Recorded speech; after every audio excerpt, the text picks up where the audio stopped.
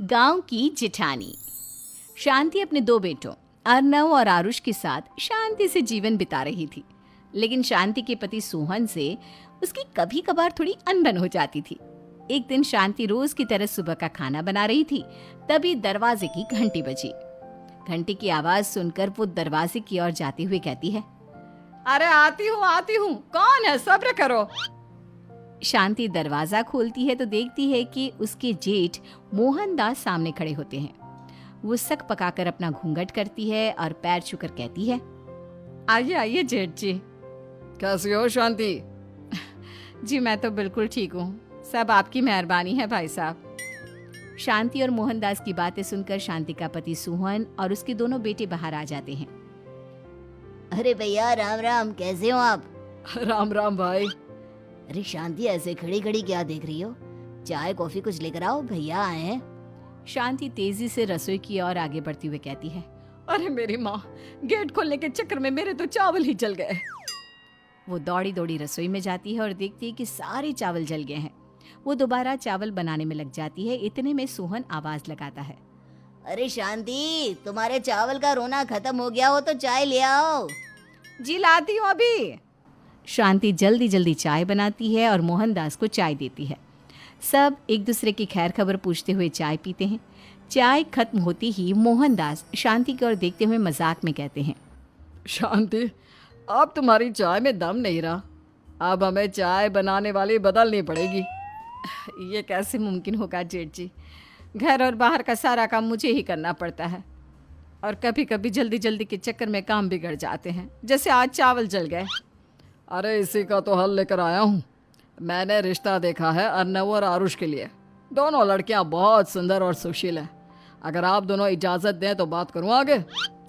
सोहन और शांति रिश्ते की बात सुनकर कहते हैं, अब ठीक है, बात चलाइए ना भैया, पर पहले लड़की के बारे में कुछ बताइए तो सही।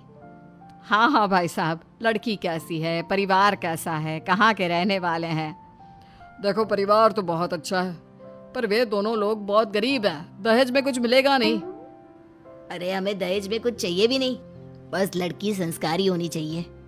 एक लड़की तो पढ़ी लिखी है और शहर की रहने वाली है, पर दूसरी अपनी गरीबी की वजह से पढ़ न सकी और गांव में रहती है।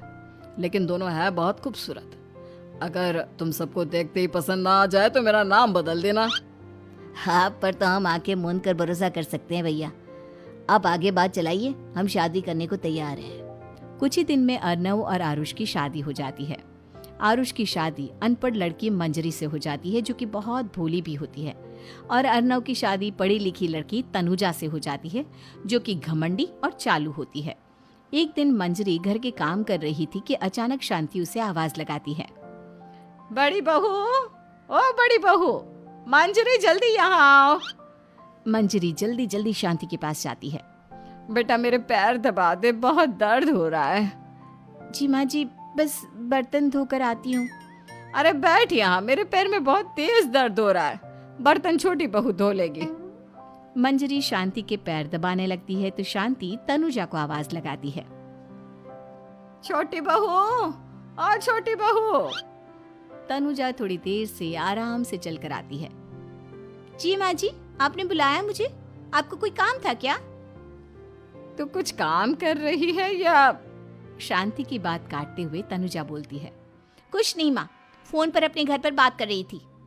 अरे बाद में बात करियो अपने घर वालों से, पहले जाके बर्तन धो ले। तनुजा मुंह बनाते हुए अपनी जिठानी की ओर देखती है और मन ही मन कहती है, ये महारानी वहाँ बैठी है, ये नहीं कि बर्तन धो ले। मैंने इतनी पढ़ाई बर्तन धोने के लिए की थी क्या? तनुजा दांत पीसकर वहां से चली जाती है। अगले दिन सब दफ्तर चले जाते हैं, तभी डाकिया चिट्ठी लाता है। शांति चिट्ठी लेकर मंजरी से कहती है, बड़ी बहू, जरा छोटी बहू को बुलाना, एक चिट्ठी आई है। मेरी तो आंखें कमजोर है तो मुझसे पढ़ा नहीं जाएगा। मंजरी तनुजा के पास जाकर कहती है, तनुजा, तुम्हें माँ जी बुला रही हैं। मुझ पर हुक्म मत चलाओ, काम बताओ काम। अरे मैंने तुम पर कहाँ हुक्म चलाया, और हुक्म चला भी दूंगी तो क्या हुआ? तुम तो मेरी छोटी बहन की तरह हो ना। तुम जैसी अनपढ़, जाहिल और गांव की गवार मेरी बहन नहीं हो सकती। बेचारी मंजरी तनुजा की बात सुनकर अपना सा मुंह लेकर रह गई।